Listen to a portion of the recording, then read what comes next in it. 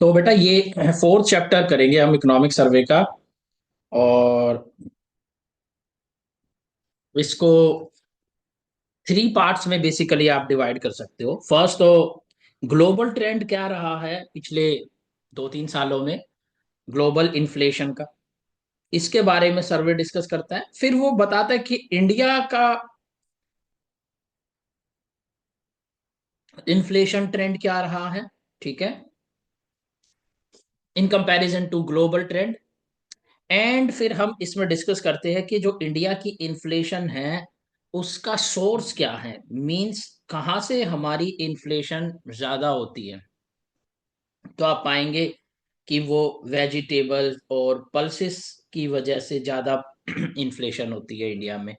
और इसके अंदर भी टॉप टोमेटो, अनियन, पोटैटो की इन्फ्लेशन जो है फीड करती है हमारे हेडलाइन इन्फ्लेशन इंडिकेटर, जिसको कि इंडिया एज ए कंसिडर करता है सीपीआई। हेडलाइन इन्फ्लेशन का मतलब है कि वो वाला इन्फ्लेशन नंबर जो वाकई में लोग सब देखते रहते हैं और जो न्यूज़पेपर की हेडलाइन पे छपता है, जो दिखाता है कि भाई इंडिया में एक्चुअली कंज्यूमर्स के पॉइंट ऑफ व्यू से क्या इन्फ्लेशन चल रही है। डिफरेंट डिफरेंट हेडलाइन इंडिकेटर्स हो सकते हैं डिफरेंट कंट्रीज में, depending upon the stage of development of a particular country. तो हमारे देश में ये काम सीपीआई करता है। कई डेवलप्ड कंट्रीज में ये काम पीपीआई करता है, purchase sorry, producers price index, ठीक है।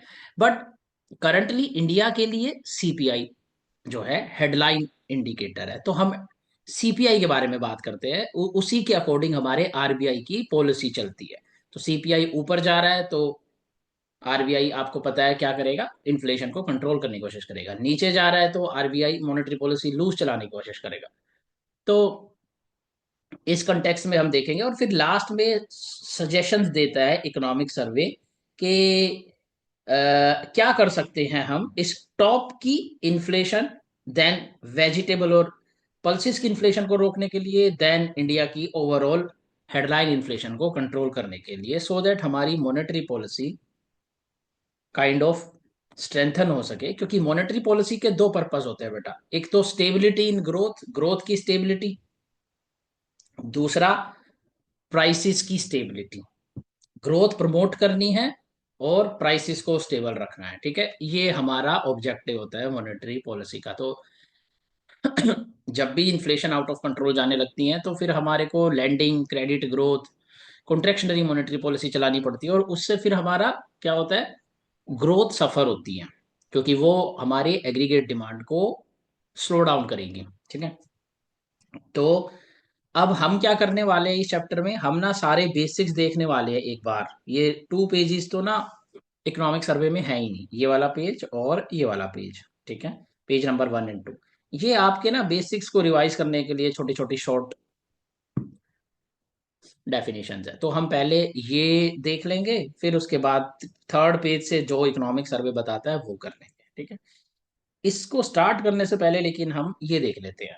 ये हैंडआउट मैंने शेयर किया है तुम्हें ग्रुप में और ये इंडिया की ओ पिछले कई सारे सालों की इन्फ्लेशन की हिस्ट्री है, inflationary history of India. India में कब महंगाई ज्यादा रही, कब इन्फ्लेशन आउट ऑफ कंट्रोल चली गई थी, कब इन्फ्लेशन कंट्रोल में थी। तो ये छोटा छोटा इसका एक्सप्लेनेशन है, ठीक है।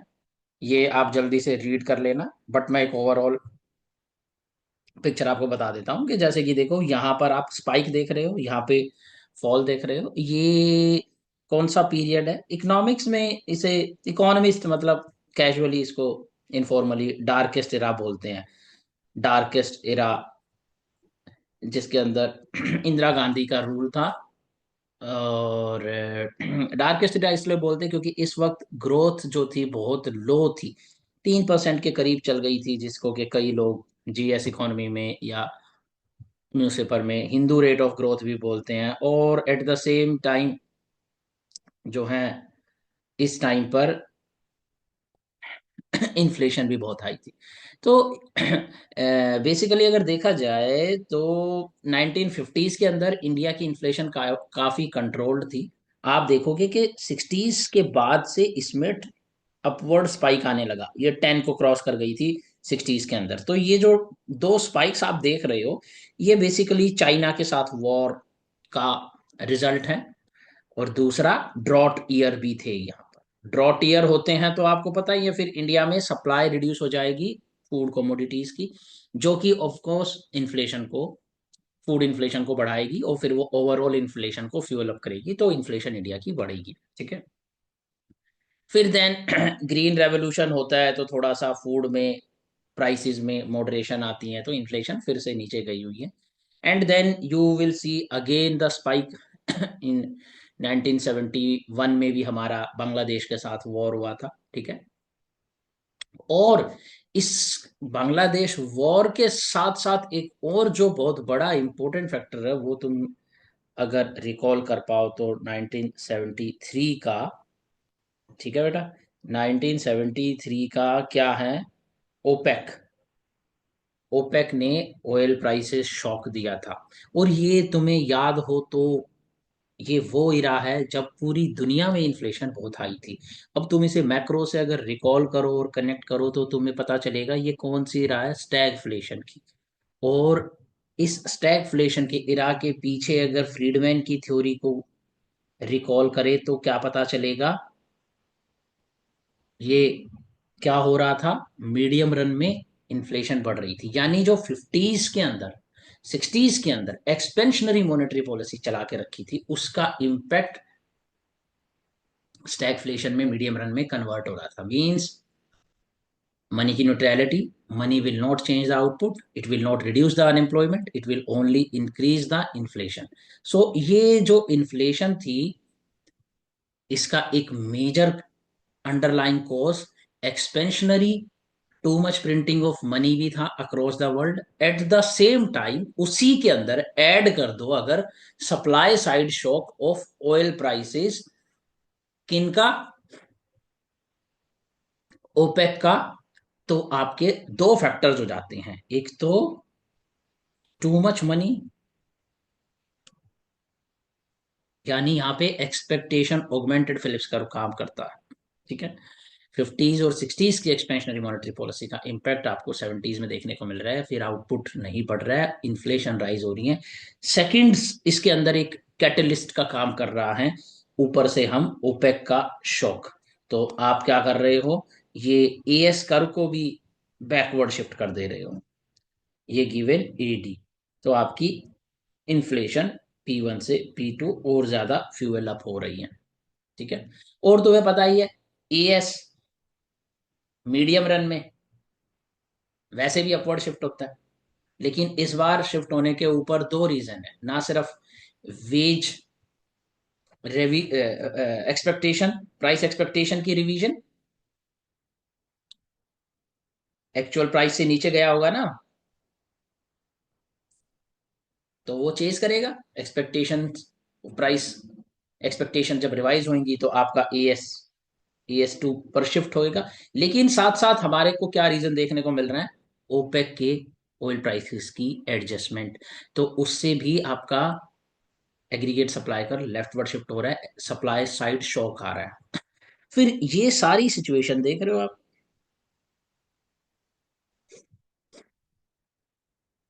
फ्लक्चुएशन देखो, फिर आप वापस से ना नीचे भी आ रही हैं इन्फ्लेशन। तो जो इम्पैक्ट फेड आउट, फेड हो रहा है ओपेक के ऑयल शॉक का, eight the same time economy 3% की ग्रोथ रेट से वर्क कर रही है। फिर आप डिफ्लेशन भी देख रहे हो रिसेशन के साथ साथ। फिर आपकी यहाँ पर फिर से आपका एटीज में देखोगे तो इन्फ्लेशन काफी हाई है, राइट? ये आप नेशनल इनकम ट्रेंड के जब लेक्चर देख रहे होगे तो पता चलेगा, वहां पे चंद्रशेखर, जयती घोष, कई सारे इकोनॉमिस्ट कहते हैं कि इस वक्त क्या हो रहा था, डेफिसिट फाइनेंसिंग। हाई 10% जीडीपी का डेफिसिट चल रहा था और उसको फाइनेंस करता था आरबीआई। मींस प्रिंटिंग करके डेफिसिट फाइनेंस करता था गवर्नमेंट का। तो एक्सपेंशनरी गवर्नमेंट स्पेंडिंग हो रही थी। ठीक है। और वो भी डेफिसिट फाइनेंसिंग के थ्रू, तो और यानी मनी सप्लाई बढ़ ही रही थी। तो आप देखोगे कि फिर से इन्फ्लेशन का स्पाइक है। ठीक है। देन फिर तुम देखोगे कि इस पीरियड में इन्फ्लेशन थोड़ा कंट्रोल में रहा। ठीक है। देन अगेन ये ग्लोबल फाइनेंशियल क्राइसिस के बाद इन्फ्लेशन बढ़ी और इंडिया का में इसके बढ़ने का वन ऑफ द रीजन ये भी था। अगेन हमने मुखर्जी स्टिमुलस वर्ड देखोगे तुम, उस वक्त फाइनेंस मिनिस्टर मुखर्जी थे, तो मुखर्जी ने गवर्नमेंट स्पेंडिंग बढ़ाई थी। ग्लोबल फाइनेंशियल क्राइसिस के रिसेशनरी ट्रेंड को काउंटर करने के लिए एक्सपेंशनरी मॉनेटरी पॉलिसी चलाई गई थी और एक्सपेंशनरी फिस्कल पॉलिसी चलाई गई थी। तो दोनों ने मिल के क्या उसका इम्पैक्ट आ रहा था, फिर इन्फ्लेशनरी इम्पैक्ट आ रहा था। ठीक है। फिर उसके बाद आप देखोगे कि 2014 के बाद से हमने इन्फ्लेशन टारगेटिंग की रिजीम स्टार्ट कर दी। इन्फ्लेशन टारगेटिंग की रिजीम, इन्फ्लेशन टारगेटिंग में फिर अब हमने कमिटमेंट दे दिया कि भाई अब 6% से ऊपर जाने नहीं देंगे। ठीक है। फिर आप देखोगे कि 2014 से लेके, ऑल्दो इस ग्राफ में नहीं है, 2014 से लेके 2022 तक इंडिया की इन्फ्लेशन काफी कंट्रोल में रही है। बहुत कंट्रोल में रही है इंडिया की इन्फ्लेशन। 6 से नीचे ही रही है यहाँ लगभग। 2022 में प्रेशर आना शुरू होगा फिर से। क्या आएगा? यूक्रेन क्राइसिस आएगा। ठीक है। कोविड की सप्लाई चेन अफेक्ट हुई थी और यूक्रेन क्राइसिस। ठीक है। इसकी वजह से फिर से सप्लाई साइड शॉक आएगा पूरे वर्ल्ड में और इन्फ्लेशन राइज होनी शुरू होगी। और ये जो इन्फ्लेशन राइज होनी शुरू होगी, इसके बारे में अब हम आगे इस लेक्चर में डिस्कस करेंगे। ये 1922 आते आते आपकी कोविड की सप्लाई चेन अफेक्ट होना। ठीक है।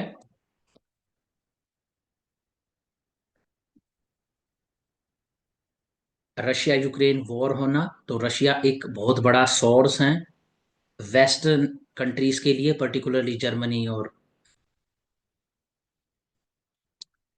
वेस्टर्न यूरोप के लिए एनर्जी का बहुत बड़ा सोर्स है। तो वहां पर एनर्जी प्राइसेस में स्पाइक आता है। अनदर, यूक्रेन इटसेल्फ वीट का बहुत बड़ा प्रोड्यूसर है, तो वो फूड के प्राइसेस को इन्फ्लेट करता है। ठीक है।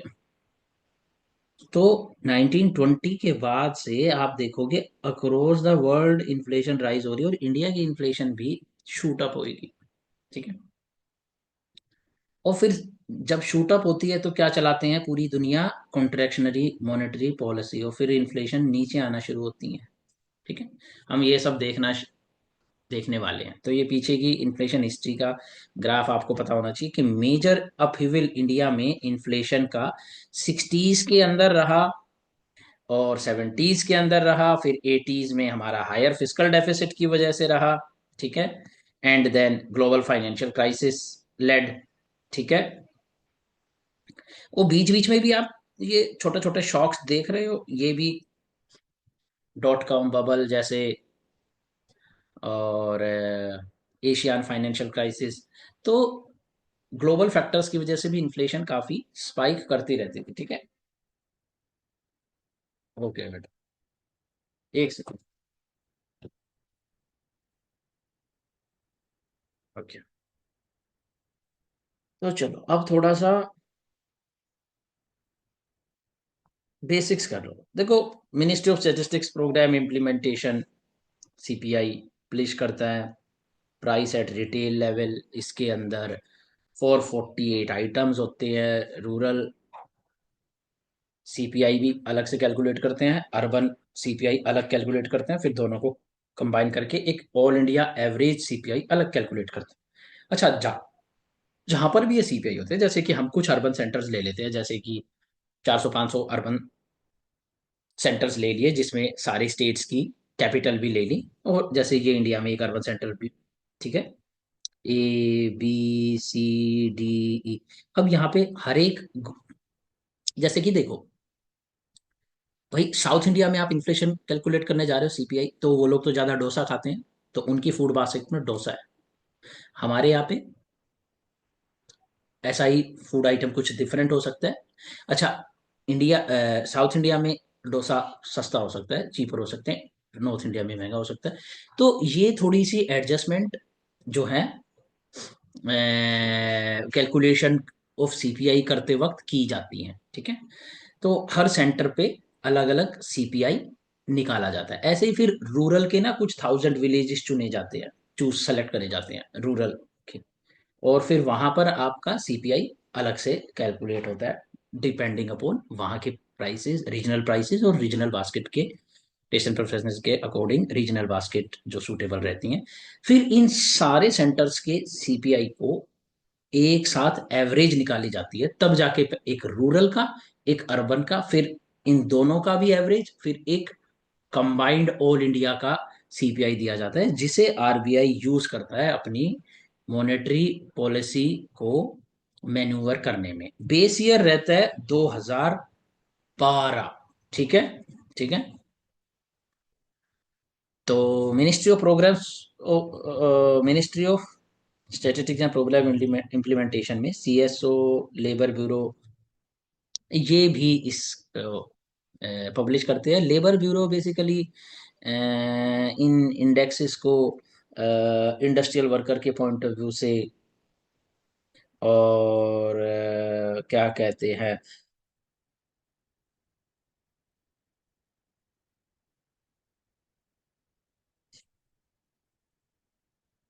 सीपीआई एग्रीकल्चर लेबर के पॉइंट ऑफ व्यू से, सीपीआई रूरल वर्कर के पॉइंट ऑफ व्यू से, यूएनएमई, एक मिनट, ये मैं इसकी फुल फॉर्म भूल गया हूँ। मैनुअल एम्प्लॉय, यूएन का मेरे को रिकॉल नहीं आ रहा। आपको ये रिकॉल आ रहा है किसी को? यूएनएमई,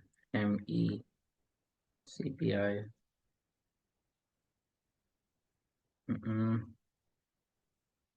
हाँ yes, urban non manual, urban non manual employ, ठीक है।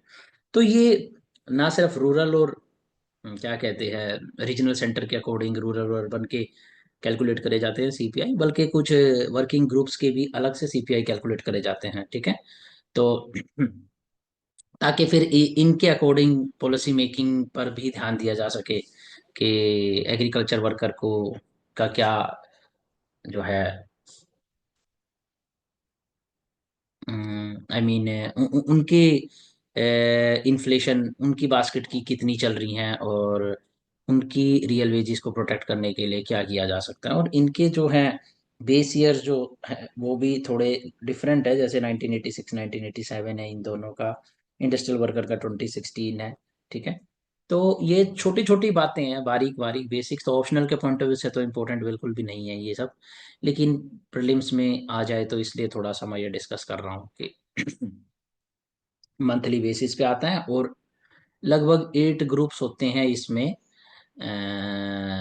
जिन मीन्स जो बास्केट रहती हैं हमारी आइटम्स की, इस बास्केट के अंदर जो है लगभग 7-8 ग्रुप होते हैं आइटम्स के, ठीक है। तो देखो जैसे एजुकेशन हो गया, मेडिकल केयर हो गया, कि एजुकेशन में कितना बजट स्पेंड होता है, और एजुकेशन के प्राइसेस में क्या चेंज आ रहा है, मेडिकल सर्विस में क्या चेंज आ रहा है, कम्युनिकेशन में, हाउसिंग में क्या चेंज आ रहा है, हाउसिंग के प्राइसेस में, ट्रांसपोर्टेशन में क्या आ रहा है, रिक्रिएशन में, फूड एंड बीवरेजेस में क्या आ रहा है, क्लोथिंग एंड फुटवेयर में क्या आ रहा है, फ्यूल एंड लाइट में क्या आ रहा है। तो देखो मैंने सबके वेट्स तो नहीं लिखे हैं, लेकिन मैंने मेजर्स के लिखे हैं। देखे जैसे इंडिया की जो सीपीआई कैलकुलेट होते हैं, तो उसमें फूड एंड बीवरेजेस का जो वेट होता है कि एक इंडिविजुअल मंथली कितना पैसा खर्च करेगा, 100 रुपी आउट ऑफ, अगर उसकी इनकम 100 है तो कितना उसमें से फूड एंड बेवरेजेस पे स्पेंड करेगा, तो वो लगभग 45 रुपीज स्पेंड करेगा। सिमिलरली हाउसिंग के रेंट के लिए कितना करेगा, वो लगभग 10 रुपीज करेगा। और फ्यूल और लाइट के लिए कितना करेगा, 6.8 करेगा अप्रोक्स, और क्लोथिंग एंड फुटवियर के लिए 6.5 करेगा, ठीक है। तो मेजरली इनके भी आपको पता चल जाएंगे, ये 3% समथिंग मेडिकल का, एजुकेशन का, लेकिन ये इतनी छोटी बारीक डिटेल्स मैटर नहीं करती हैं, ठीक है। ठीक है बेटा। तो ये लेबर ब्यूरो जो होता है ना, तो वो लेबर से रिलेटेड पब्लिश करते हैं, और ये CSOI मोस्ट, आई मीन जितना मैं रिकॉल कर पा रहा हूँ, ये छोटी छोटी इन्फॉर्मेशन होती है, कई बार थोड़ा सा चेक कर लेना चाहिए। तो ये CSO हमारा अर्बन और इसको रूरल और कंबाइंड इसको पब्लिश करता है, ठीक है।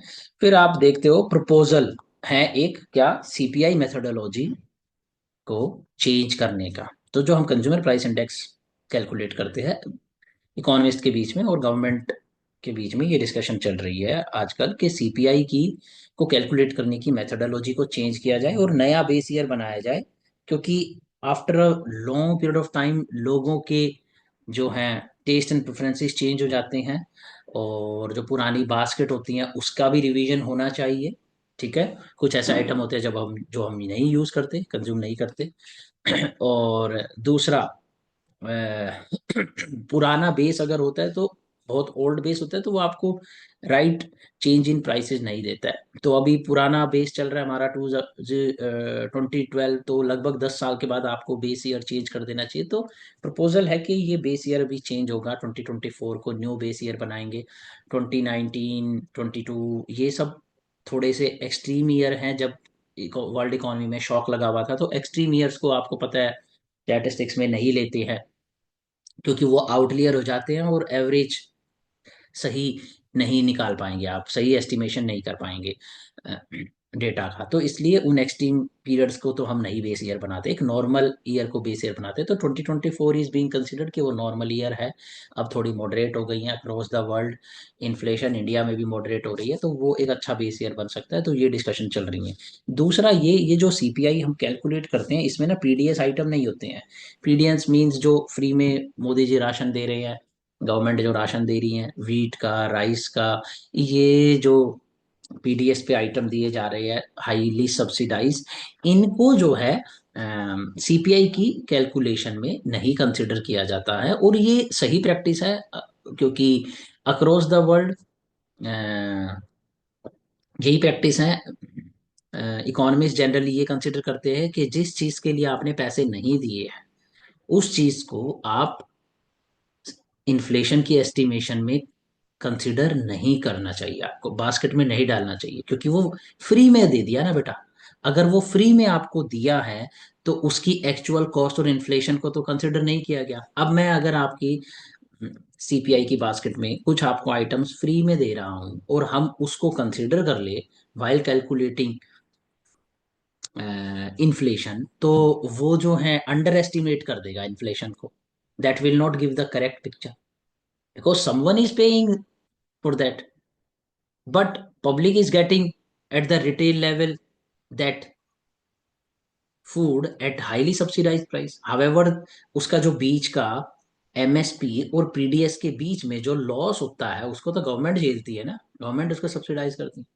तो किसी ने तो पे किया है, बट आप उसके पीडीएस पर वो, क्योंकि लगभग 1 रुपी 2 रुपी पे मिल रहे हैं नेशनल फूड सिक्योरिटी एक्ट के अकॉर्डिंग, आप वो कंसिडर करोगे तो अंडर एस्टिमेट हो जाएगी फूड इन्फ्लेशन। और फूड इन्फ्लेशन कितना है हमारा सीपीआई के अंदर? 45%। इसका मतलब ओवरऑल सीपीआई बहुत नीचे आ जाएगा। So that could be a very dangerous situation. However, chief economic adviser argue excluding PDS item undermines the representation of market condition. So ये डिबेट है। चीफ इकोनॉमिक एडवाइजर कहते हैं कि पीडीएस आइटम्स को डालना चाहिए सीपीआई की कैलकुलेशन में। हाउएवर, ग्लोबल प्रैक्टिस ये नहीं है। ग्लोबल प्रैक्टिस ये होती है जिस चीज के लिए आप पे कर रहे हो उसी को सीपीआई बास्केट में कंसिडर करना चाहिए, अदरवाइज नहीं करना चाहिए। तो सो करंटली हमारे सीपीआई में पीडीएस इंक्लूडेड नहीं है, but there are talks that it should be included, क्योंकि एक्चुअली में फूड इन्फ्लेशन जब आप फ्री में दोगे तो डाउन आ ही गई ना, right? So that is the perspective of chief economic adviser, that what are we calculating? We are calculating cost of living basically with the help of CPI. So if something is being given free, then is being consumed by the public. So that means the real income of public is getting increased and their cost of living is getting down. So why are we not considering it? The other side of economy says because they are not paying for that. So if you will include those free items in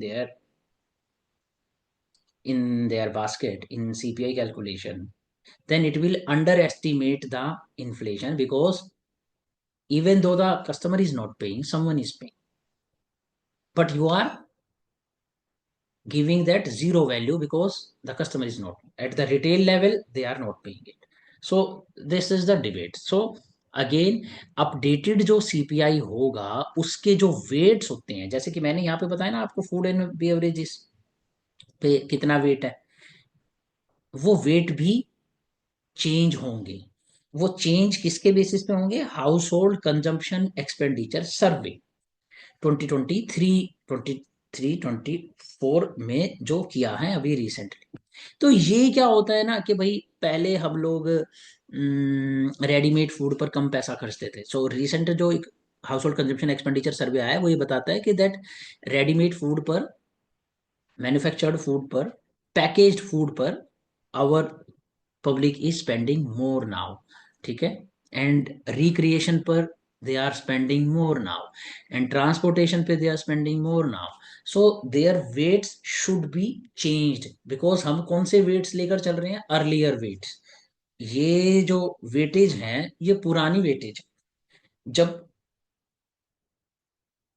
पुराना सर्वे के according ये weightage allot की गई थी। तो ये weightage आती कहाँ से है? हम लोग बेसिकली जाते हैं, हमारी एनएसओ की टीम और जाती हैं और सर्वे करती हैं फैमिली टू फैमिली, और उनसे पूछती हैं आपने 100 रुपीज कितना रुपीज स्पेंड करा, 100 करा मंथली एक्सपेंडिचर, 200 करा, और उसमें से कौन से आइटम पे कितना करा, उसके अकॉर्डिंग ये वेटेज डिसाइड होती है। तो तुम सोच सकते हो कि फूड एंड बेवरेजेस पर वेटेज इंडिया में अगर 45% है तो यूएस में कितनी होगी? ज्यादा होगी कि कम होगी? तो अगर तुम रिकॉल करो एंजल्स लॉ, तो इट शुड फॉल, है ना, क्योंकि food is a necessary thing. ठीक है।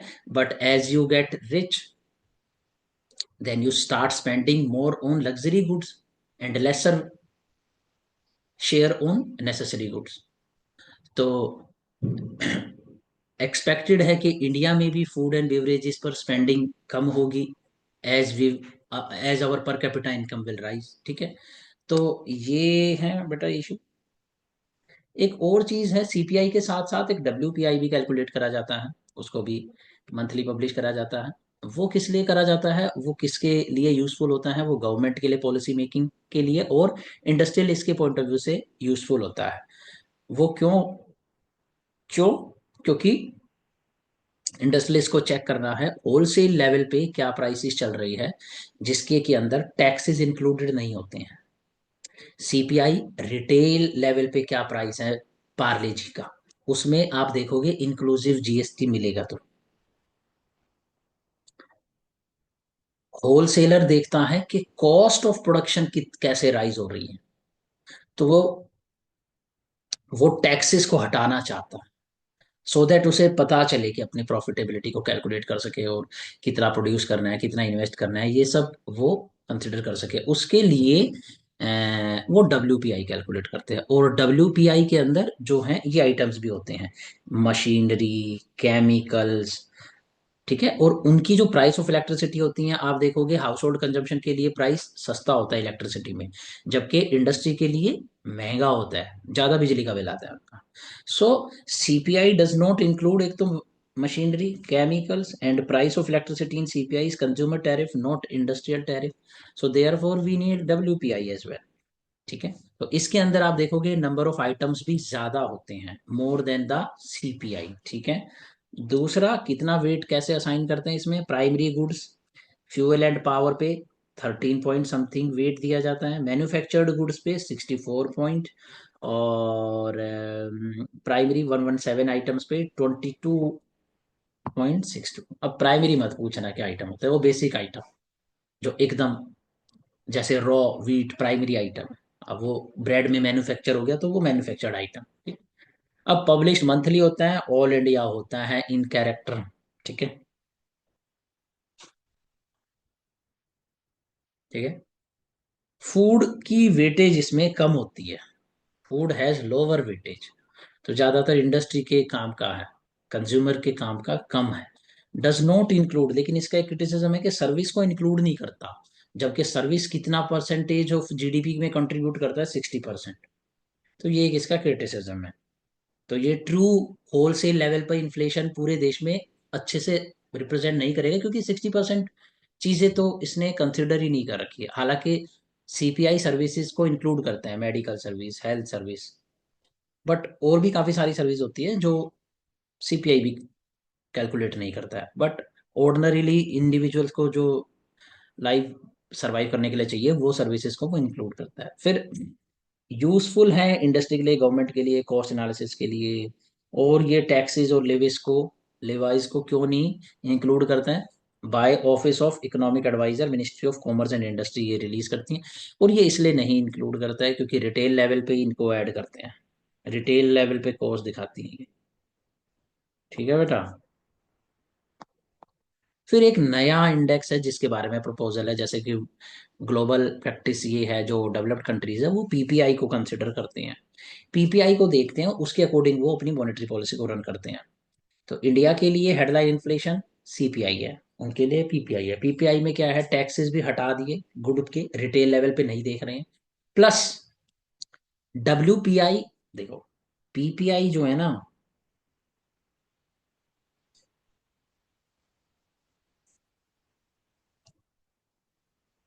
एकदम बेसिक प्राइस लेवल है।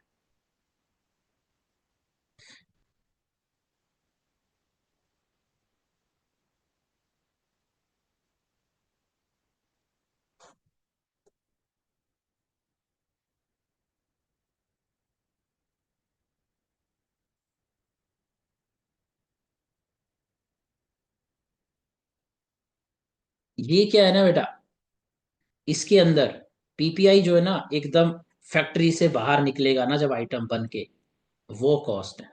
अब उसको जब आप होल सेल पर सेल करने के लिए ट्रांसपोर्टेशन दोगे कॉस्ट, और कुछ मार्जिन भी होगा गेट के बाद, जब वो होलसेल में सेल होने जाएगा तो ट्रांसपोर्टेशन के साथ, अगर वो 100 रुपीज का था, फैक्ट्री से बाहर निकला 100 रुपीज का, अब ट्रांसपोर्टेशन 10 रुपीज ऐड कर दी इसमें, अब उसके बाद जो सेल कर रहा है उसने अपना 5 रुपीज का मार्जिन भी ऐड कर दिया, तो ये आइटम अब 115 का हो गया।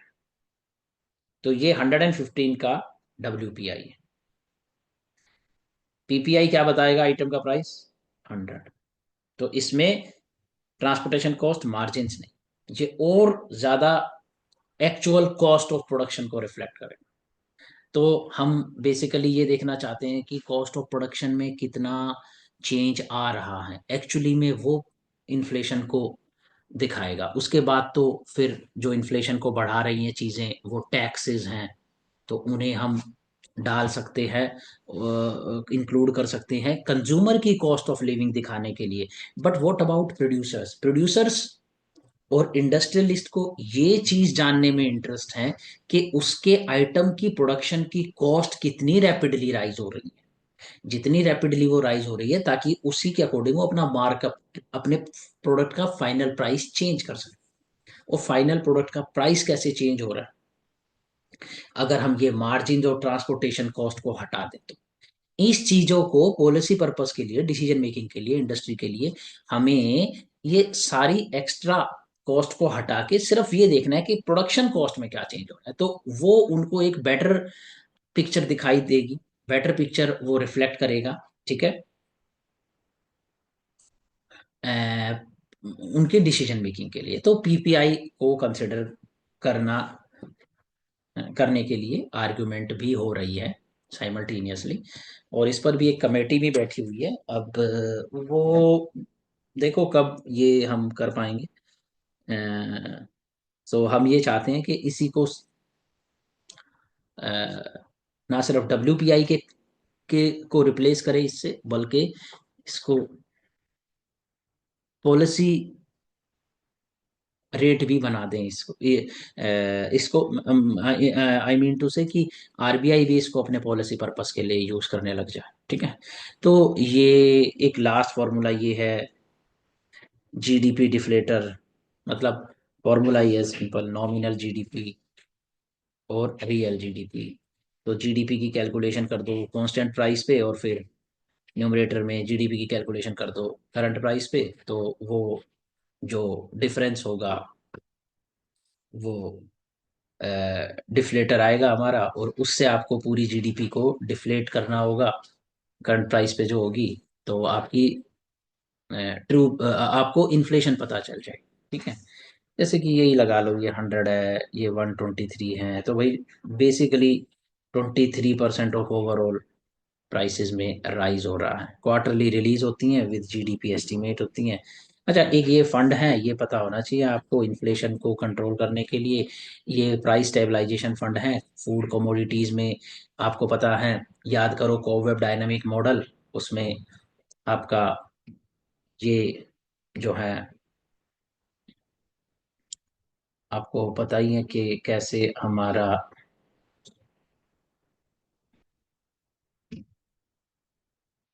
कोवेब डायनेमिक मॉडल कैसे वो इलास्टिसिटीज ऑफ सप्लाई और डिमांड के डिफरेंस की वजह से और जब टाइम लैग होता है प्रोडक्शन और कंजम्पशन के बीच में, आई मीन एग्रीकल्चर प्रोड्यूस तो 6 मंथ लेती हैं हार्वेस्टिंग के लिए, और वो जब उसकी सीडलिंग करी जाती हैं, सोइंग करी जाती हैं, वो करी जाती हैं सोइंग के टाइम पे जो डिमांड है, ठीक है। तो ये डिमांड सप्लाई मिसमैच होता है, और इस इलास्टिसिटी की वजह से बहुत हाई फ्लक्चुएशन रहती हैं कोमोडिटीज के प्राइसेस में, एग्रीकल्चर कोमोडिटीज के प्राइसेस में, food particularly tomato, onion, pulses, ठीक है। तो इस कोवेब डायनामिक मॉडल की वजह से जो फ्लक्चुएशन आती है प्राइसेस में, उसको स्टेबलाइज करने के लिए गवर्नमेंट जो है एक फंड क्रिएट करती है। उस फंड से हम जो है गवर्नमेंट प्रोक्योर करती हैं टोमेटो को, अनियन को, पल्सेस को, उसे बफर स्टॉक में रखती हैं। जैसे ही ये फ्लक्चुएशंस आती हैं सीजनल टोमेटो के प्राइस में, अनियन के, पल्सेस में, तो वो स्टॉक को रिलीज करती हैं और प्राइसेस को स्टेबलाइज करती हैं। और इसकी जो कॉस्ट होती है, इस प्रेस स्टेबलाइजेशन फंड में जो कंट्रीब्यूशन आता है, वो स्टेट और सेंटर मिलकर उसको कंट्रीब्यूट करते हैं और इस कॉस्ट को शेयर करते हैं। ये 2014-15 में बनाया गया था। तुम समझ सकते हो क्यों बनाया गया होगा। गवर्नमेंट चेंज हुई थी और पब्लिक बहुत एनोयड थी। जो मैंने आपको इन्फ्लेशन दिखाई थी, ये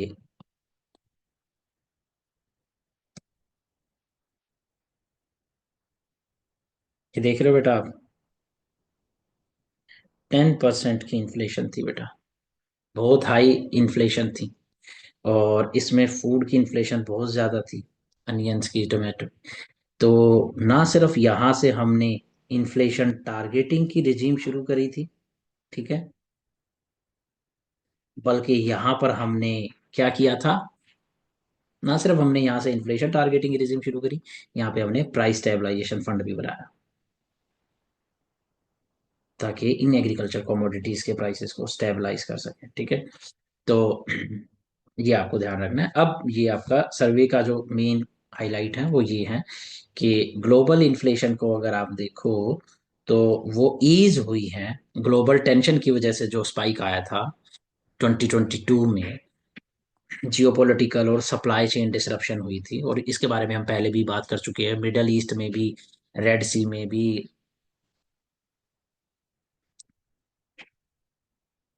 जब भी गल्फ कंट्रीज के अंदर क्राइसिस आता है, तो आपकी कॉस्टिंग में चेंज आता है, आपकी जो कार्गोज हैं उनके प्राइसेस बढ़ जाते हैं।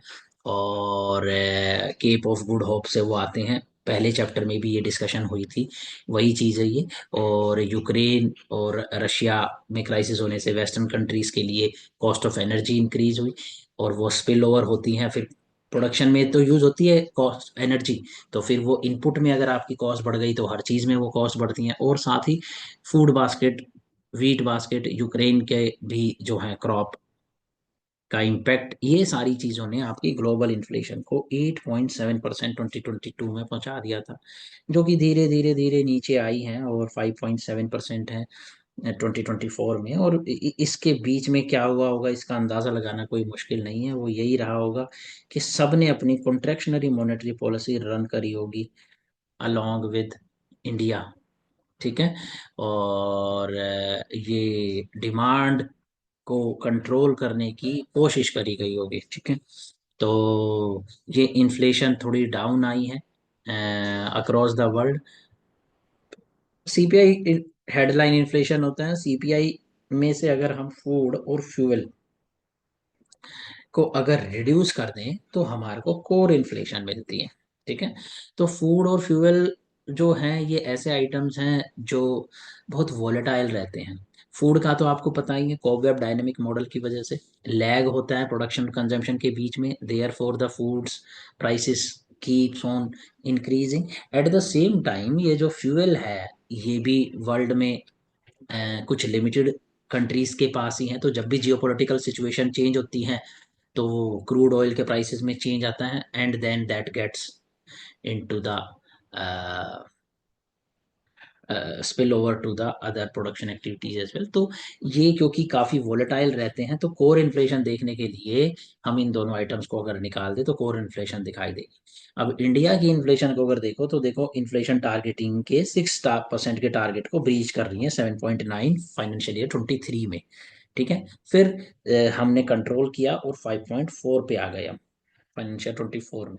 और अभी ये अप्रैल से दिसंबर जो है 4.9% रहा फाइनेंशियल ईयर 25 में इंडिया की इन्फ्लेशन। ठीक है। अच्छा, ये क्या है, कंज्यूमर फूड प्राइस इंडेक्स।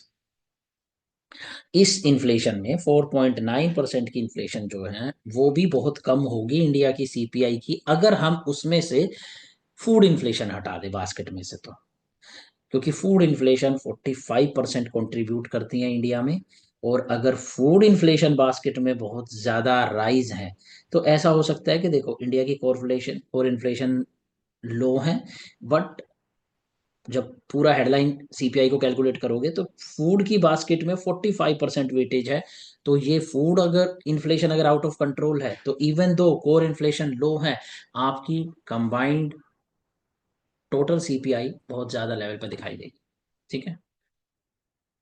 अब ये एक ग्राफ है देखो, हेडलाइन इन्फ्लेशन का ग्राफ है रेड लाइन में, और ग्रीन में है आपका कोर इन्फ्लेशन। ठीक है।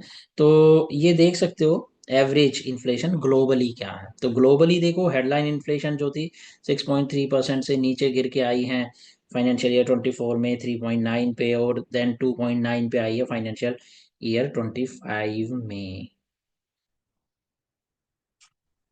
ठीक है बेटा। और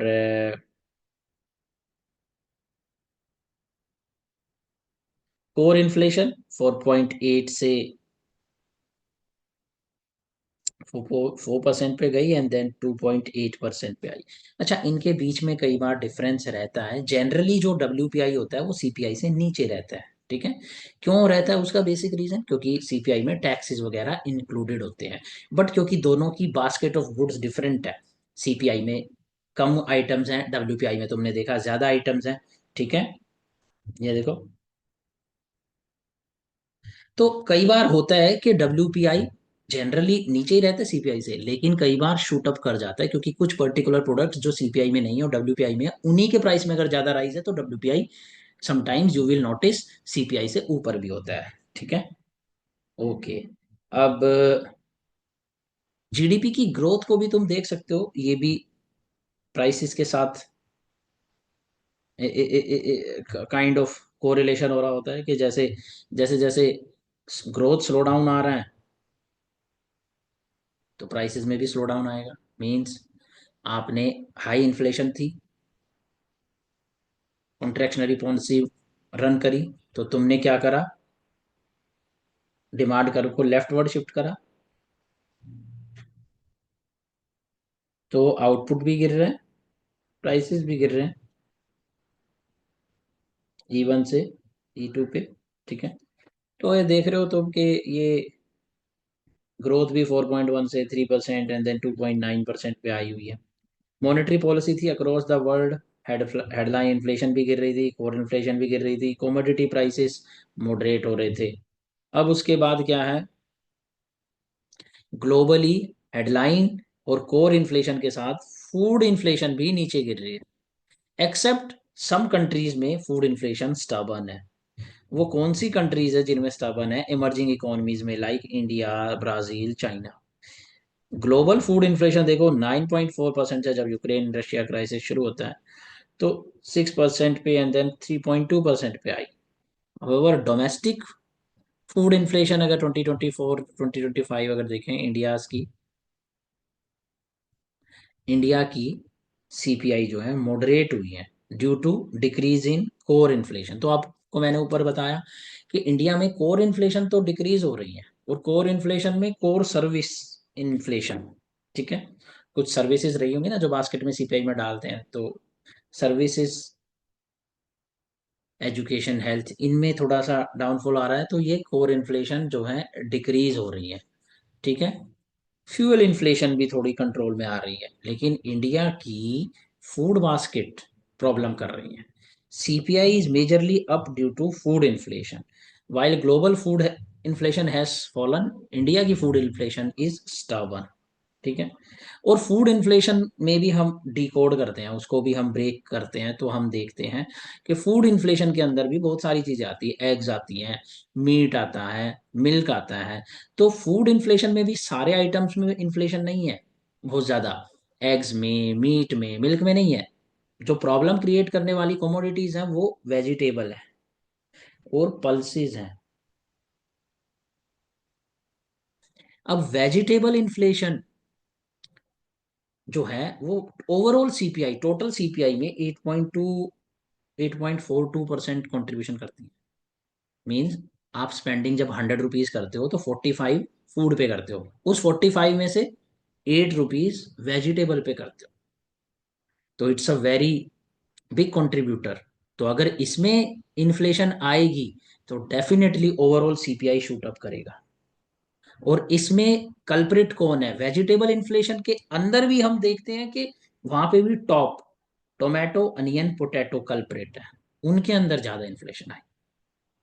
और ये आर और ये इकोनॉमिक सर्वे बता रहे हैं कि ये क्यों हो रहा है, सप्लाई डिसरप्शन से और एक्सट्रीम वेदर से। अब आपको बताएंगे कि वो जो आईएमडी है वो ये बता रहे हैं, सर्वे वो रिसर्च करके, कि पिछले 3-4 सालों में number of extreme weather events, heat waves, extreme rainfall, ये इसका नंबर ना इंक्रीज हुआ है, वेदर एक्सट्रीम हो रहा है। और उसकी वजह से हमने पहले भी देखा था एग्रीकल्चर के लेक्चर में, वहां पे हमने स्टडी बताई थी कि उससे क्या होता है, आपकी ईल्ड रिड्यूस होती है, तो ये प्रॉब्लम क्रिएट करता है। दूसरा, ये सप्लाई चेन डिसरप्ट भी होती है एक्सट्रीम वेदर से, क्योंकि वेजिटेबल्स की वेस्टेज ज़्यादा होती हैं अगर हम उसे अच्छे से ट्रांसपोर्ट ना कर पाए, अगर हैवी रेनफॉल हो रहा है और वो क्रॉप डैमेज हो गई है, तो फिर क्रॉप डैमेज हो जाएगी तो फिर से इन्फ्लेशन बढ़ जाएगी। आपने बहुत अच्छी अनियन और टोमेटो की क्रॉप प्रोड्यूस करी, हार्वेस्ट करी, बट जब आप उसे ट्रांसपोर्ट कर रहे हो एक्सट्रीम वेदर इवेंट्स की वजह से, उसमें से बहुत सारी ट्रांसपोर्टेशन के टाइम पर भी वेस्टेज हो सकती हैं, और इन चीज़ों की वजह से फूड और वेजिटेबल और पल्सेस में इन्फ्लेशन आ जाती है। तो ये देखो थोड़ा सा वो दिखा रखा है सब्सटेंशिएट करने के लिए इस आर्ग्यूमेंट को, कि फूड इन्फ्लेशन जो है, कंज्यूमर फूड प्राइस इंडेक्स 2025 में, अगर फूड इन्फ्लेशन को जब आप देखते हो, तो अगर हम उसे वेजिटेबल और पल्सेस के साथ देखते हैं, ओवरऑल फूड इन्फ्लेशन देखते हैं, तो वो 8.4% है। लेकिन अगर आप वेजिटेबल और पल्सेस को हटा दो, बाकी के बचे हुए फूड आइटम्स के साथ अगर आप फूड इन्फ्लेशन को देखो, तो वो जस्ट 4.3% है। यानी मेजर इन्फ्लेशन का इशू वेजिटेबल और पल्सेस से आ रहा है। और सीपीआई, फिर ये भी एक डेटा है देखो, CPI, consumer price index without pulses and vegetable, तो अगर पल्सेस और वेजिटेबल को हटा दे तो इंडिया में सीपीआई 3.2% होगा जस्ट। और अगर सिर्फ सिर्फ पूरे वेजिटेबल और पल्सेस को ना हटाएं, सिर्फ अनियन, पोटैटो, टोमेटो को हटा दें, तो इंडिया की फूड इन्फ्लेशन, तो इंडिया का टोटल सीपीआई 4.2% होगा, which is 0.7% less than India का करंट सीपीआई 4.9% से। देखो 4.9 है ना फाइनेंशियल ईयर, ये रहा 4.9 फाइनेंशियल ईयर 25 में। तो इसमें अगर आप सिर्फ टॉप कमोडिटीज को हटा दो, टोमेटो, अनियन, पोटैटो को, तो इंडिया की सीपीआई 4.2% आ जाएगी। सो इतनी ज्यादा इंपॉर्टेंस है वेजिटेबल और पल्सेस की इन्फ्लेशन की। तो आईएमडी ने बताया है कि इस पीरियड के बीच में एक्सट्रीम वेदर इंक्रीज हुए हैं, सप्लाई डिसरप्शन हुई है, फूड इन्फ्लेशन राइज। स्टडी करी है हॉर्टी स्टडी है एक बाय हॉर्टिकल्चर एट ग्लांस। वो ये कहती है इंडिया में प्रोडक्शन की प्रॉब्लम नहीं है टोमेटो और अनियन की, production is more than consumption. अब इसमें उन्होंने ग्राफ दिखा रखा था बट यूजलेस है, ना तो वो ग्राफ याद करने का है ना टाइम है। ठीक है। वो डेटा ना याद रखा जा सकता। लेकिन एग्जैक्टली अगर इतना स्पेसिफिक क्वेश्चन आ जाए कि इंडिया में फूड इन्फ्लेशन है, वेजिटेबल इन्फ्लेशन है, तो आप ये बता सकते हो कि छोटा सा ग्राफ आप खुद बना देना कि जैसे कि ये प्रोडक्शन, ये कंजम्पशन, बार डायग्राम बना देना। ठीक है। ये कंजम्पशन को थोड़ा छोटा बना देना, बार डायग्राम बना देना, और ये बता देना ये प्रोडक्शन, इस तरीके से डायग्राम बना देना, और ये कंजम्पशन। ठीक है। इस तरीके से थोड़ा डायग्राम की प्रैक्टिस बनाना करना सीख लो। और यहाँ पे एग्जैक्टली ये बताने की जरूरत नहीं है कितना परसेंट है, बस वाई एक्सिस पे लिख दो कि क्वांटिटी। ठीक है। और ये ईयर लिख दो नीचे। ठीक है। यहाँ पे यहाँ पे ईयर लिख दो। ठीक है। तो इस तरीके से आप डायग्राम थोड़ा प्रेजेंटेशन इंप्रूव कर सकते हो। कभी भी थोड़ा सा क्रिएटिव हो तो ये बार डायग्राम वगैरह बनाने का ट्रिक सा सीख लो, जहां पर भी अपनी बात को थोड़ा सा ज़्यादा स्पेसिफाई करके समझाना है तो ये ट्रिक आप यूज़ कर लेना। एनीवे अभी क्या है कि टोटल प्रोडक्शन कंजम्पशन से ज़्यादा होती है, लेकिन स्टिल इन्फ्लेशन होती है। तो लेकिन तो पॉइंट इज इन्फ्लेशन शॉर्टफॉल की वजह से नहीं है। प्रॉब्लम है कि प्रोडक्शन के बाद पोस्ट हार्वेस्ट इंफ्रास्ट्रक्चर इंडिया का सॉलिड नहीं है, कोल्ड स्टोरेज नहीं है, और कोल्ड स्टोरेज वाली वैन भी नहीं है। बेसिकली ऐसी वैन होती हैं जो कि आपकी इंस्टेंट फ्रीजिंग कर देती हैं वेजिटेबल्स की, तो वो जो है वेस्टेज नहीं होती है। उसमें होता क्या है कि आपने जब ट्रांसपोर्टेशन कर रहे हो तो कोल्ड वैन्स में अगर कर रहे हो जो ये फ्रीजिंग की टेक्नोलॉजी प्रोवाइड कर रही है, तो वेस्टेज कम होगी। हैंडलिंग भी आप पोस्ट हार्वेस्ट के बाद जब उसे लोडिंग और अनलोडिंग कर रहे हो, वो भी उसकी लिए जो है वेस्टेज में कंट्रीब्यूट करती हैं। तो इस पर इंफ्रास्ट्रक्चर पर इन्वेस्ट करना और ये इंफ्रास्ट्रक्चर बिल्ड करना, ये गवर्नमेंट और प्राइवेट सेक्टर को मिल के करना चाहिए फार्मर्स के लिए, particularly small and marginal farmers के लिए, जिसकी वजह से बहुत सारी वेस्टेज हो जाती है। दूसरा, सीजनल प्रोडक्शन। अच्छा एक चीज देखो, आप ये देखोगे कि जो अनियन है और जो टोमेटो है, उनकी ना प्रोडक्शन राबी सीजन में 70% होती है, खारिफ में 30% होती है। ठीक है। कंजम्पशन तो लगभग हम लेकिन सारे साल सेम ही करते हैं, टोमेटो की भी अनियन की भी। और पता है, although it is a reading between the line, although it's not clearly mentioned, एक लाइन में छोटा सा बोला गया है, इंडिया की ना कुछ शादी के सीजन होते हैं, उस टाइम पे इनकी डिमांड बहुत बढ़ जाती है, टोमेटो की, अनियन की। जैसे कि अभी मैरिज सीजन चल रहे हैं, तो 2-3 सीजन होते हैं इंडिया के शादियों के, पार्टीज के। उस टाइम पे भी ये मिसमैच आता है। तो ये जब मिसमैच आता है ना, तो प्रोडक्शन की दिक्कत नहीं है। अभी आपकी बहुत सारी प्रोडक्शन हो रखी होगी राबी में, लेकिन जरूरी नहीं वो उसी टाइम पे कंज्यूम हो रही है, हो सकता है खारिफ सीजन में डिमांड ज्यादा है। तो ये जब मिसमैच आता है ना, इसकी वजह से भी एक जो है कोवेव डायनामिक इसलिए लिखा हुआ है कि प्रोडक्शन और कंजम्पशन में लैग होता है। तो ये क्या कहते हैं, एक और चीज, ये सीजन टू सीजन प्रोड्यूस भी अलग होती हैं। राबी सीजन में आपकी ज्यादा प्रोड्यूस होती हैं, ईल्ड मींस वेदर ज्यादा सपोर्टिंग होता है, खारिफ में इतना सपोर्टिंग नहीं होता है। तो ये जो मिसमैच होता है, इसकी वजह से भी आपके इन वेजिटेबल्स के इन प्राइसेस में दिक्कत आती है। अच्छा उसका सॉल्यूशन ये है कि क्यों ना इंडिया इंपोर्ट कर ले बट इंपोर्ट इसलिए नहीं करते हैं, इंडिया ना ऑलरेडी लार्जेस्ट प्रोड्यूसर है टोमेटोज का और अनियंस का। तो इसीलिए कि इंडिया के प्रोड्यूसर्स ना सफ़र करें, मार्जिनल स्मॉल मार्जिनल फार्मर्स बहुत सारे इन वेजिटेबल्स पर उनके लाइवलीहुड है, तो वो इम्पेक्ट ना करे, तो इसलिए हम ज़्यादा इंपोर्ट भी नहीं करते हैं इनको। ठीक है। और रीजनल डिस्पर्जन ये कि हर स्टेट में डिफरेंट लेवल्स ऑफ प्रोडक्शन हो रही हैं, तो फिर वहाँ पर ट्रांसपोर्टेशन में टाइम लगता है और वेस्टेज आती है, उसकी कॉस्ट अलग होती है ट्रांसपोर्टेशन की।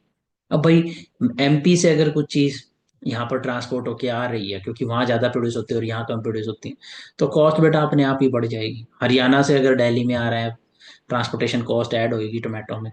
तो इन सब चीज़ों की वजह से ना इन टोमेटो और अनियन की जो सप्लाई चेन है उसको मैनेज करना बहुत ही मुश्किल है। इसीलिए इतने सारे एफर्ट के बाद भी इनके प्राइसेस बहुत अनस्टेबल रहते हैं। ठीक है। अनदर एक इम्पोर्टेंट जो फूड इन्फ्लेशन में कंट्रीब्यूट कर रहा है पल्सिस की साइड से, तुर दाल है। ठीक है। अब मुझे तो पता नहीं है कैसे होती है ये आई थिंक येलो ही होती होगी तुर दाल। लेकिन इकोनॉमिक सर्वे ने कहा कि भाई इस साल इसकी प्रोडक्शन में फॉल था। नहीं, इकोनॉमिक सर्वे एक स्टडी फाइंड करता है, वो ये कहते हैं कि अगर इस साल तुर दाल की प्रोडक्शन कम होती है तो नेक्स्ट ईयर उसका इम्पैक्ट मतलब वही एक साल के लैग के बाद दिखाई दे रहा होता है। पिछले साल अगर प्रोडक्शन कम हुई है तो नेक्स्ट ईयर इसकी इन्फ्लेशन होने वाली है। अब तुर दाल की शॉर्टेज को मीट करने के लिए इंडिया अलाउ करता है इंपोर्ट्स, और ये तीन चार कंट्रीज आप याद रख सकते हो, मोजाम्बिक, तंजानिया, मालावी, म्यांमार। चार कंट्रीज इकोनॉमिक सर्वे ने स्टेट किए हैं यहाँ से इंडिया तुर दाल इंपोर्ट डिक्रीज करने के लिए। Food inflation government of India क्या करती है? तो एक तो देखो वो था प्राइस स्टेबलाइजेशन फंड, उसके बेसिस पे वो बफर स्टॉक करके रखती हैं, और जब उसे लगता है कि डिमांड सप्लाई में से मैच हो रहा है और इन्फ्लेशन आ रही है फूड की, जनता नाराज होएगी, तो वो ओपन मार्केट सेल करती हैं। स्टॉकिंग की लिमिट भी लगाती है। तो फॉर एग्जाम्पल कुछ ट्रेडर्स हैं, उन्होंने फार्मर से बहुत सारे टोमेटो ले लिए और स्टॉक कर लिए। तो अब वो देखेंगे जब टोमेटो की शॉर्टेज होगी ना और मार्केट में उसका प्राइस स्पाइक होगा तब उसको सेल करेंगे, तो उससे फ्लक्चुएशन ज्यादा आती है। तो आप लोग अगर होल्ड ना करो, स्टॉकिंग लिमिट में करें ट्रेडर, उसके लिए भी लिमिट लगा के रखती है गवर्नमेंट ऑफ इंडिया। जे जो कि ऐसे फूड आइटम्स में मंथली हाउस होल्ड बजट काफी डिस्टर्ब होता है, तो एक पर्टिकुलर अमाउंट की लिमिट लगाती है कि आप 100 क्विंटल से ज़्यादा स्टॉकिंग नहीं कर पाओगे इंडिविजुअल ट्रेडर टोमेटो की, और अगर ऐसा कोई करता है तो उस वो पनिशेबल भी है। इसको असेंशियल कमोडिटी एक्ट में भी रखा गया है ऐसे फूड आइटम्स को। अच्छा, फिर इंपोर्ट्स को ड्यूटी फ्री कर देती हैं, तो इंपोर्ट अगर करेंगे तो उस पर कोई ड्यूटी नहीं है, एक्सपोर्ट करेंगे तो उस पर ड्यूटी लगेगी। तो बेसिकली एक्सपोर्ट करना महंगा बना रहे हैं, इंपोर्ट करना चीपर बना रहे हैं, तो हम इस तरीके से फूड की इन्फ्लेशन को कंट्रोल करने के लिए गवर्नमेंट ऑफ इंडिया एफर्ट करती है। ठीक है। अब ये कुछ सजेशन दिए गए हैं कि लॉन्ग टर्म प्राइस स्टेबिलिटी के लिए हम क्या कर सकते हैं। तो ऑयल सीड के बारे में चैप्टर 1 में पहले भी, एग्रीकल्चर में पहले ही बताया था। एक तो ऑयल सीड की प्रॉब्लम है, इंडिया बहुत सारा 57% तो इंडोनेशिया से पाम ऑयल इंपोर्ट करते हैं। और पल्सिस का इनका तो एक पर्टिकुलर 100% डेफिसिट है। लेकिन मैंने आपको क्या बताया, टॉप का वेजिटेबल का प्रोडक्शन शॉर्टफॉल नहीं है, प्रोडक्शन तो है ज्यादा कंजम्पशन से, उसकी सप्लाई मैनेजमेंट का इशू है। लेकिन इन कमोडिटीज का, पल्सिस और ऑयल का, इनकी प्रोडक्शन का भी इशू। ठीक है। अच्छा, इसका डेफिसिट हमें रिड्यूस करना है, प्रोडक्शन शॉर्टफॉल, और इनका प्राइस फ्लक्चुएशन हमें मैनेज करना है। ठीक है। तो जब भी अगर क्लाइमेट में प्रॉब्लम होती है तो फ्लक्चुएशन आती है। ठीक है। तो हमें क्या करना है, क्लाइमेट रेजिलियंट क्रॉप वैरायटी बनानी है, ड्रॉट रेजिलियंट जीएम। स्वामीनाथन लिखा हुआ है, MS स्वामीनाथन कहते थे कि हमें जीएम क्रॉप बनानी है ना, जेनेटिकली मॉडिफाइड, तो पेस्ट रेजिस्टेंट नहीं, ड्रॉट रेजिस्टेंट चाहिए। वो इंडिया की प्रॉब्लम है, क्लाइमेट रेजिस्टेंट वैरायटी बनानी है। फिर इंक्रीज करनी है एक्सटेंशन एक्टिविटीज, फार्मर्स को सपोर्ट करने वाली एक्टिविटीज को एक्सटेंशन कहते हैं। जैसे प्रेसिशन फार्मिंग उनको सिखाओ, उनको नई नई टेक्नोलॉजी जो आ रही है उसको उन्हें यूज करना बताओ। जो एग्रीकल्चर के चैप्टर में मैंने बताया था, किसान सखीज कुछ करके टर्म थी, ड्रोन से फार्मिंग करना, ड्रिप इरिगेशन, ये सब। ठीक है। और HIV और डिजीज रेजिस्टेंट सीड्स उन्हें दो। पोस्ट हार्वेस्ट कोल्ड स्टोरेज, ये हमारी अनियन और टोमेटो के लिए बहुत इंपॉर्टेंट है। और इफेक्टिव MSP बनाओ तूर दाल के लिए, होल सीड के लिए, ताकि वो जो MSP वीट और राइस को प्रोड्यूस कराए जा रहे हैं वो हमारा तूर दाल और ऑयल डिजीज को, ऑयल सीड्स को, डिजीज कह रहा हूँ, ऑयल सीड्स को प्रमोट करे। ठीक है। एंड में ये एक छोटा सा पॉइंट है, सिल्वर लाइनिंग ये है, IMF वर्ल्ड बैंक एक्सपेक्ट कर रहा है कि moderating commodity prices in financial 26, तो इन्फ्लेशन अभी नीचे नीचे डाउन आएगी, और India can also expect that inflation will be lower now. जब इन्फ्लेशन लोअर होएगी, तो मैंने आपको पहले ही बताया था, सारी कंट्रीज क्या करेंगी? क्यों? इन्फ्लेशन के साथ क्या हो रहा है? Lower GDP। इंडिया में भी अभी ग्रोथ स्लो डाउन है, हर कंट्रीज में, बाकी जगह पे भी ग्रोथ स्लो डाउन है। जैसे ही ये इन्फ्लेशन कंट्रोल में आएंगी, तो सारी की सारी कंट्री क्या करेंगी? Expansionary monetary policy. इंडिया ने शुरू तो कर दी है, दिसंबर में CRR को रिड्यूस करा था, ताकि मनी मल्टीप्लायर बढ़ाया जा सके, high powered money into money multiplier, money multiplier बढ़ाया जा सके, तो CRR को रिड्यूस करा था बेटा। और अब रेपो रेट को भी रिड्यूस कर रहे हैं, वो भी हमारे मनी मल्टीप्लायर को बढ़ाएगा। रेपो रेट को भी हमने 0.25 बेसिस से रिड्यूस करा है। तो ये सारी कंट्रीज अब एक्सपेंशनरी मॉनेटरी पॉलिसी चलाएंगी। और जिस कंट्री की इन्फ्लेशन जल्दी कंट्रोल में आ जाती है, वो पहले एक्सपेंशनरी मॉनेटरी पॉलिसी चला देती है। और जब वो एक्सपेंशनरी मॉनेटरी चलाती हैं, तो वो ग्रोथ को जल्दी प्रमोट कर पाती हैं। ठीक है। तो बेसिकली अभी इंडिया स्लो रहता है एक्सपेंशनरी मॉनेटरी पॉलिसी चलाने में, ऐसी सिचुएशन है बिकॉज हमारी इन्फ्लेशन को कंट्रोल करने में बाकी कंट्रीज के मुकाबले टाइम लगता है, क्योंकि हमारी स्टर्बन फूड इन्फ्लेशन है। तो अभी इसी इसी डिबेट को एक्सटेंड करते हुए एक्स RBI गवर्नर, इनके बीच में एक डिबेट था, शक्तिकांत दास। ठीक है।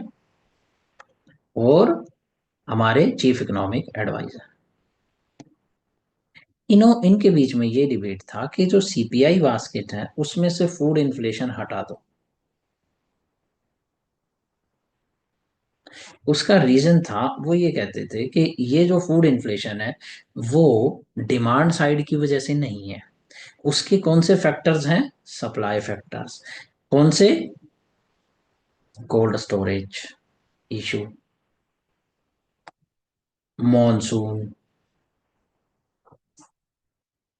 सब, और सप्लाई चेन डिसरप्शन।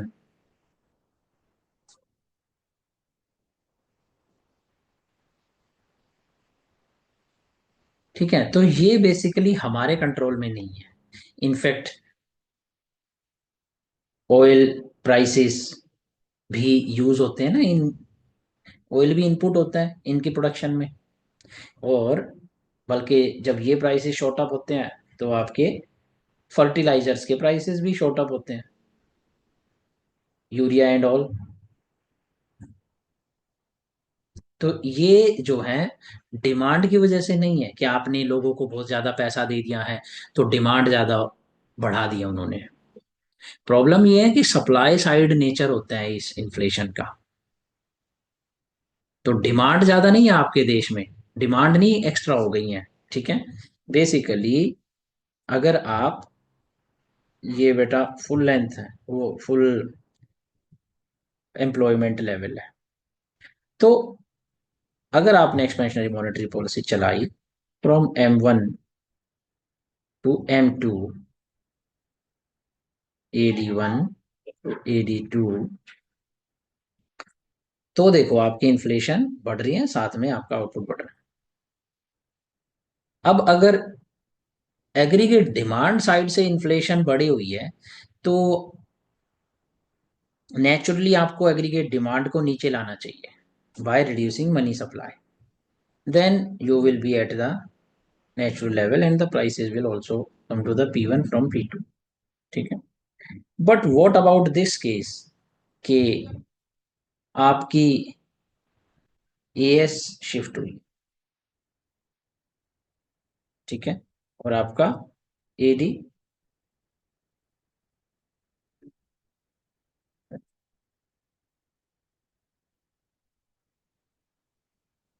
आपका AD फुल एम्प्लॉयमेंट के अकॉर्डिंग है।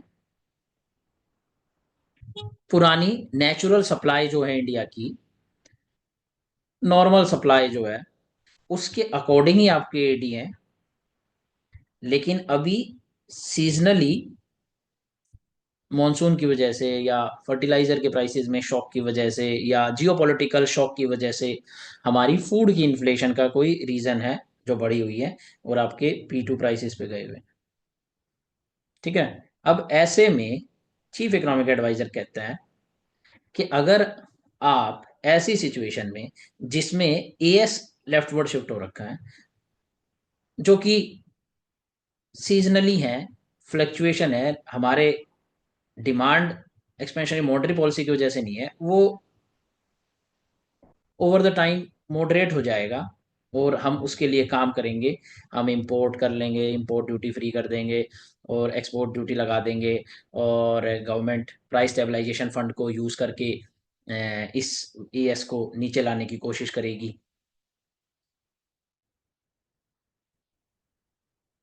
बट अगर आप इस P2 को नीचे लाना चाहते हो और उसके लिए आप AS2 को AS1 पे लाने की बजाय आप ये सोच रहे हो कि हम P1 मेंटेन करने के लिए AD रिड्यूस कर देते हैं, तो बेटा सिर्फ AD रिड्यूस नहीं होगा। फिर देखो आपका आउटपुट और ज्यादा गिर जाएगा, जो सिर्फ एग्रीगेट सप्लाई से कहां पर आया, YF से Y1 पे, और वो कहाँ आ जाएगा अगर आपने AD को रिड्यूस करके इन्फ्लेशन को मेंटेन करने की कोशिश करी, Y0। तो इसीलिए हमें फूड इन्फ्लेशन को CPI से हटा देना चाहिए, क्योंकि इसकी वजह से स्पाइक आता है, क्योंकि ये 45% कॉन्ट्रीब्यूटर है, और ये सप्लाई नेचर की सप्लाई शॉक की वजह से आती है, और इसकी वजह से फिर आप AD को रिड्यूस करते हो जिससे हमारी ग्रोथ सफर होती है। सो देयर फोर आप फूड इन्फ्लेशन को हटा, तो इससे क्या होगा, फिर better growth promoting monetary policy रहेगी। एग्रीगेट डिमांड की साइड से तो ये वैसे भी नहीं है इन्फ्लेशन, और हमें अनएम्प्लॉयमेंट कम सफर करनी पड़ेगी। नाउ द अनदर साइड ये है, वो ये कहते हैं शक्तिकांत दास,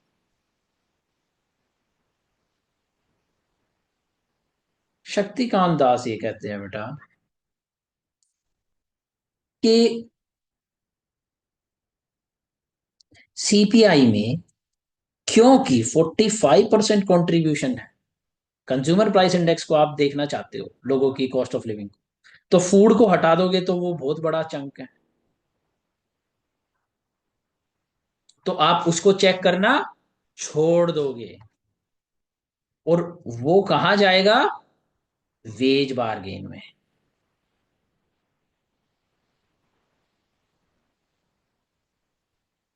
वेज बारगेन किसमें कन्वर्ट होती है, प्राइस सेटिंग में। वेज वाला फॉर्मूला क्या था, nominal wage depending upon function of unemployment, Z catch whole value, और एक्सपेक्टेड प्राइस। प्राइस सेटिंग का फॉर्मूला क्या था, 1 प्लस मार्कअप नॉमिनल वेज।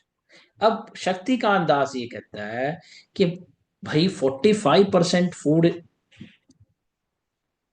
एक नॉर्मल लेबरर के हाउस होल्ड एक्सपेंडिचर में है, उसकी इन्फ्लेशन अगर आपने आउट ऑफ कंट्रोल जाने दी, तो ये जो कंपोनेंट है उसकी प्राइस एक्सपेक्टेशंस स्पाइरल होती हैं। उसको पता चलता है यार मेरा तो एक समोसा 100 रुपीज का नहीं 200 का मिल रहा है, तो वो वेज बारगेन बढ़ाएगा। जैसे ही वेज बार्गेन बढ़ेगा, तो ये जो तुम कह रहे हो ना, फूड इन्फ्लेशन, यही फूड इन्फ्लेशन कन्वर्ट हो जाएगी कोर इन्फ्लेशन में, क्योंकि कोर इन्फ्लेशन में क्या होता है, मैन्युफैक्चर्ड गुड्स, और वो मैन्युफैक्चर किसकी हेल्प से करते हो, लेबर की। और लेबर ने क्योंकि वेजेस बढ़ा दी, तो फार्म्स अपना प्राइसेस बढ़ा देंगे। तो इसीलिए हम लोग, और फिर हम क्या होगा, क्या होगा, फूड इन्फ्लेशन स्पिल ओवर होगी, किसके अंदर, कोर इन्फ्लेशन। फिर आपकी कोर इन्फ्लेशन भी शॉर्ट अप हो जाएगी। तो इसीलिए this is not a wise strategy कि हम फूड बास्केट को, कंज्यूमर प्राइस इंडेक्स से फूड इन्फ्लेशन को हटा दें, क्योंकि अ- हटाना सॉल्यूशन नहीं है। अल्टीमेटली वो जो है आपका कोर इन्फ्लेशन में भी स्पिल ओवर हो जाएगा, अगर कंट्रोल नहीं किया गया तो।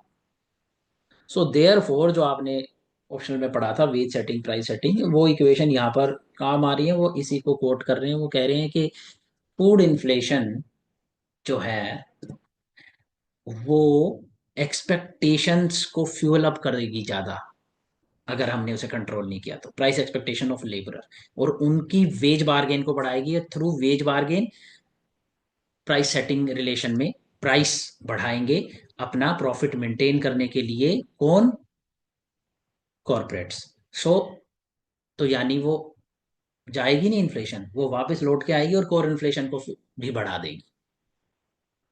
तो आपको फिर से डिलेमा फेस करना पड़ेगा। तो जो सॉल्यूशन इज कि हम सीपीआई बास्केट में चेंज ना करें, बल्कि अपने मेजर्स को स्ट्रेंथन करें, जो हमारे, the point is in the end, the crux is, हम अपने मेजर्स को स्ट्रोंग करें।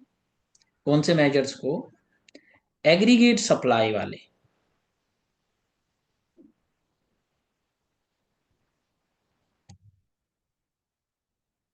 अगर ये हमारा फुल एम्प्लॉयमेंट है, ये हमारा नेचुरल एएस है, एडी है, तो ये एएस जितना शॉकिंग की वजह से एएस से, एएस नोट से एएस वन में फ्लक्चुएशन आती है, इसे मॉडरेट करो, इसे फ्लक्चुएट मत होने दो, ये स्टेबल रहे। इसके लिए आपको बेटा कुछ चीजें करनी है। सप्लाई चेन को इंप्रूव करना है, वेजिटेबल और पल्सेस की। ठीक है, सप्लाई चेन इंप्रूव करो, और क्रूड ऑयल पे अपनी डिपेंडेंस रिड्यूस करो। तो इसलिए लॉन्ग टर्म सॉल्यूशन क्या है गवर्नमेंट जो करती है, ईवी, रिन्यूएबल्स, दूसरा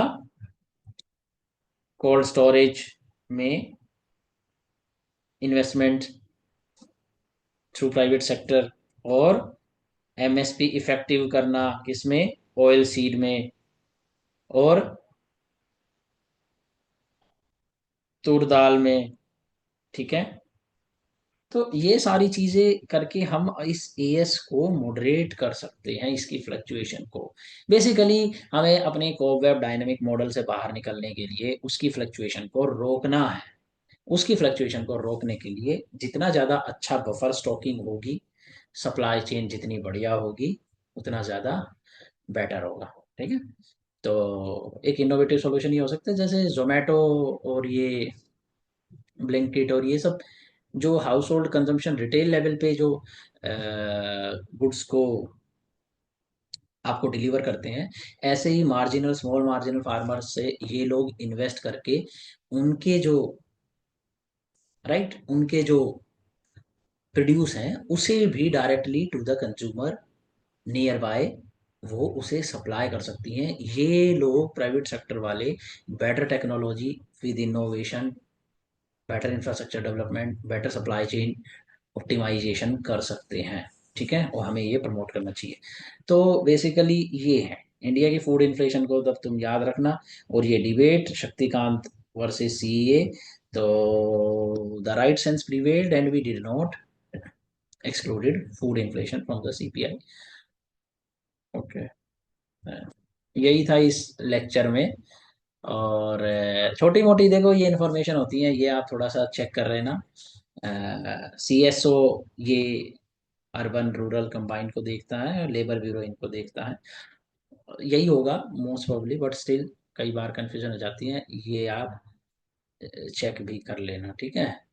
तो इसके अलावा इसमें कुछ भी ऐसा नहीं है। दूसरा, आप इसको साथ साथ रीड कर लेना, ठीक है। वैसे ही तो ये स्टैटिक लेक्चर्स में है, ठीक है, करवा रखा है वहां पे मैंने, लेकिन तुम्हारा टाइम बच जाएगा। 2 पेज हैं, रीड कर लेना इनके रीजंस। ओके बेटा। Okay then. भाई कुछ डाउट है इस पे? हेलो?